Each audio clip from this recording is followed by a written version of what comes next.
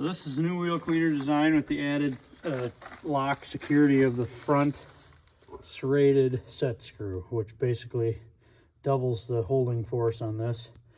So the way we do it is you tighten these two bolts, the diagonal angle, and this is when it's traveling forward, angled away from the tractor so that it basically, you know, like an auger pushes the material out as it travels forward. And I'll go ahead and take it off to show you how simple it is. In reverse, you just take those, these are carriage bolts, and there's a sliding plate underneath there. And then just the 3/16 drive takes the set screw, locks it in place. And that's how you take it out. So it's simply a sliding plate and set screw on welded on the front. So this goes in just like that, tight. Make sure these carriage bolts are in.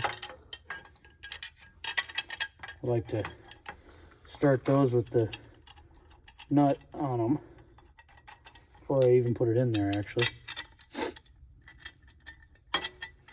And once I got them started, you slide that in place and you hold it to the contour so it's tight. That's the first thing you do. Leave these sort of loose to make sure they're in, and then get this set screw here snug.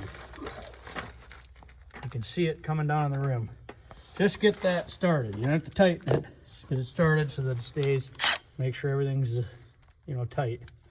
And then go ahead, tighten it up, alternate it a little. Connection on the carriage here, just a second.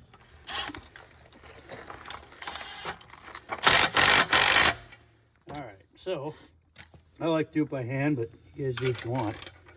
I put alternate tightening these, and they're good and tight. Get them tight.